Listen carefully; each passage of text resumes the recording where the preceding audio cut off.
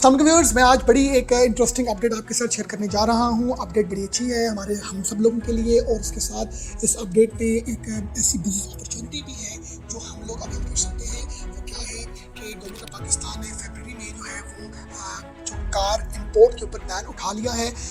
इससे पहले गाड़ियों में जब इंपोर्ट के हवाले से बहुत सी तरह की रिस्ट्रिक्शंस थी, बहुत सी तरह की लिमिटेशंस थी, जिसकी वजह से आपके लिए गाड़ी इंपोर्ट करना बहुत मुश्किल था। इस बैन से पहले 500 किलोमीटर माइलेज की गाड़ी आप इंपोर्ट कर सकते थे जापान से या किसी भी यूरोपियन कंट्री से या कहीं से भी। नॉर्मली पाकिस्तान में जो गाड़ी इंपोर्ट होती है वो जापान से होती हैं, तो इस वजह से भी एक बहुत बड़ा चैलेंज था लोगों के लिए कि उनको 500 किलोमीटर माइलेज की गाड़ी ही मंगवानी पड़ती थी जो बड़ी कॉस्टली पड़ती थी। तो इस हवाले से अब जो है ये बैन उठ चुका है। क्या पॉलिसी आई अभी आई है कि 2000 किलोमीटर माइलेज की गाड़ी अगर आप इंपोर्ट करते हैं 2000 माइलेज किलोमीटर से नीचे की, तो वो न्यू कार कंसीडर होगी, उसमें टैक्स ड्यूटीज और पड़ेंगी। और अगर 2000 किलोमीटर माइलेज से ऊपर की गाड़ी आप इंपोर्ट करते हैं तो वो यूज्ड गाड़ी की कैटेगरी में आएगी।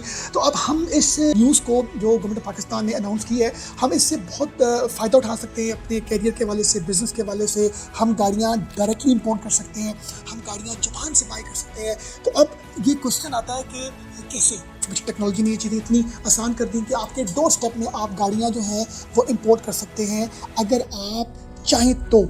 हमारे माइंड में ये कॉन्सेप्ट आता है कि जी हमने कोई जापान से गाड़ी इंपोर्ट करनी है तो हम लोग जापान में किसी बंदे को कांटेक्ट करेंगे, नेगोशिएशंस करेंगे, पता नहीं वो बंदा हमें गाड़ी डिलीवर करेगा नहीं करेगा। 100 तरह के जो हैजर्ड्स हैं वो हमारे माइंड में चलते हैं, रिस्क फैक्टर्स, बहुत सी तरह की ऐसी कॉम्प्लिकेशंस हैं जो हमें लगता है जो आज से कुछ साल पहले थी, मगर अब ये चीज़ें जो हैं वो डोर स्टेप में हमें ये सारी की सारी सर्विसेज मिल रही हैं। ये ऐसा ही है कि जैसे हमने अली बाबा से कुछ चीज़ मंगवानी है, हम लोगों को सिर्फ कंप्यूटर यूज़ करना आना चाहिए, हमें उसकी फाइनेंशियल ट्रांजैक्शंस को करना आना चाहिए, वो चीज़ें ऑटोमेटिकली यहाँ पर हमें डिलीवर हो जाती हैं। तो ये अब चीज़ें इतनी आसान हो गई हैं कि आपको इन चीज़ों के लिए किसी भी तरह से किसी ऐसे बंदे पर डिपेंड करने की ज़रूरत नहीं है। क्यों? क्योंकि इसको आप अपना प्रोफेशन बना सकते हैं।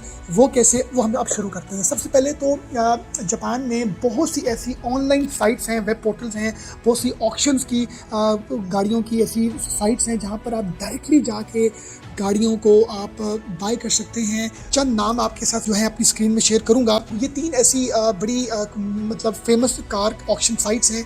ये जी आपको स्क्रीन में इस टाइम पर एक वेबसाइट शो हो रही है जिसका नाम है जापान कार डायरेक्ट। सिंपल आपने अपनी रजिस्ट्रेशन करनी है इस वेबसाइट में। ये कुछ यहाँ पर पॉइंट्स लिखे हुए हैं, फिर आपने वहाँ पर जो है वो अपनी कार सेलेक्ट करनी है। कार सेलेक्ट करने के बाद ये ऑक्शन शीट जो है वो आपको शो होगी। इस ऑक्शन शीट से आपको पता लगेगा कि गाड़ी की ओवरऑल कंडीशन क्या है।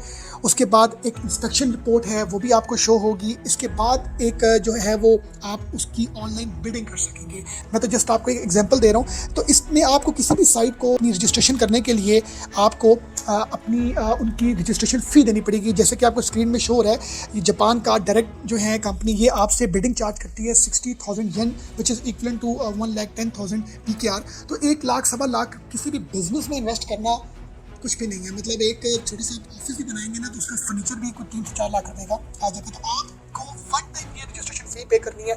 हर जो ऑनलाइन बिडिंग साइट है कार की, उसकी किसी की फीस 50,000 येन है, किसी की 60, किसी की 80, इट ऑल डिपेंड्स। मगर आपको फर्स्ट जो है वो आपको ये रजिस्ट्रेशन करनी है। रजिस्ट्रेशन के लिए जैसे कि डेबिट कार्ड के थ्रू कर सकते हैं, क्रेडिट कार्ड के थ्रू कर सकते हैं।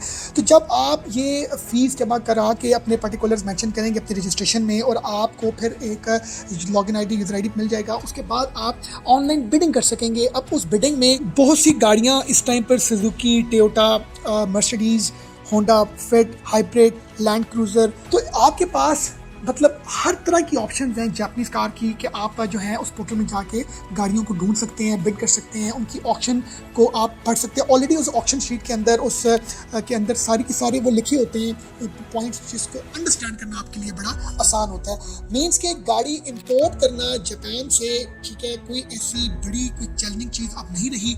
क्यों? क्योंकि ऑक्शन शीट आपको, आप जहाँ से वो बाय करेंगे आपको वहाँ से सारी गाड़ी की पता लग जाएगा, कंडीशन का, आपको उसकी इंस्पेक्शन रिपोर्ट मिल जाएगी। तो अब जब आपने कोई भी गाड़ी की बिडिंग करके आपने गाड़ी को जब आपने शॉर्टलिस्ट किया तो आपने उनको पेमेंट करनी है। ये एक बहुत बड़ा चैलेंज है। उसके बाद जो चैलेंजेस हैं वो क्या हैं, वो चैलेंजेस भी मैं आपके साथ शेयर करना चाहूँगा कि आपको शिपिंग लॉजिस्टिक्स के लिए आपको एक मतलब प्रॉब्लम फेस करना पड़ सकता है। लीगल और रेगुलेटरी जो इश्यूज़ हैं वो आपको करने पड़ सकते हैं।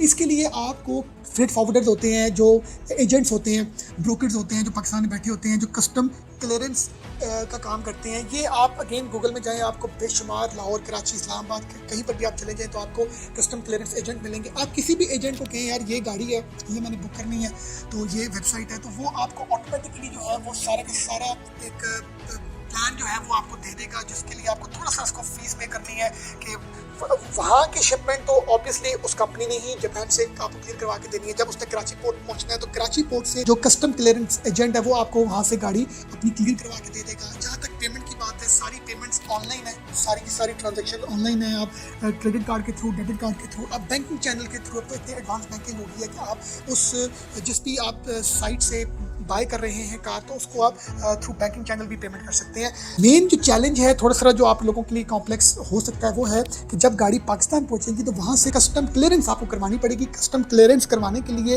या तो आपको कराची पोर्ट खुद जाना पड़ेगा, मगर उस हैसल से बचने के लिए, उस कॉस्ट को मिनिमाइज करने के लिए बेहतर है कि आप एक नॉमिनल सी फ़ी कोई 20-30,000 डिपेंडिंग ऑन द कार आप उसको पे करेंगे। वो आपको कराची पोर्ट से गाड़ी क्लियर करवा के आपको जो है, और उसके अगेंस्ट ऑब्वियसली आपको फीसेस देनी है, चलान फिल करने आपको सिर्फ अगर किसी बंदे को उसकी सर्विसेज फी करनी है वो एक कस्टम क्लियरेंस एजेंट है। उसके अलावा सारे काम जो है ना वो आपके ऑनलाइन होने हैं। आपने जापान में ऑनलाइन पेमेंट्स करनी है, ऑनलाइन आपने जो है वो ऑक्शन विन करके गाड़ी आपने वहाँ से इंपोर्ट कर लेनी है।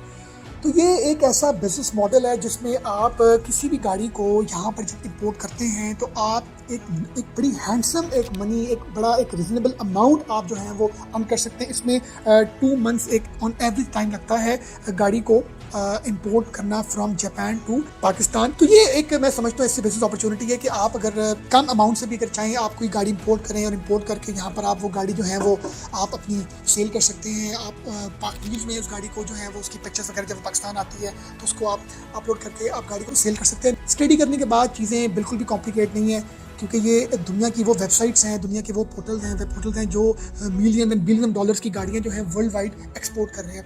तो ये एक अपडेट थी जो हमारी गवर्नमेंट पाकिस्तान ने एक इस पॉलिसी को बड़ा अब जो है फ्लेक्सिबल किया है। हमें चाहिए कि हम इस टाइम में इस अपॉर्चुनिटी को इनकैश करें, क्योंकि ये पॉलिसीज बदलती रहती हैं। तो हमें जो टाइम जितना भी मिलता है तो हमें इस हवाले से जो भी अपॉर्चुनिटीज़ हैं उनको अवेल करना चाहिए। Thank you very much for watching us.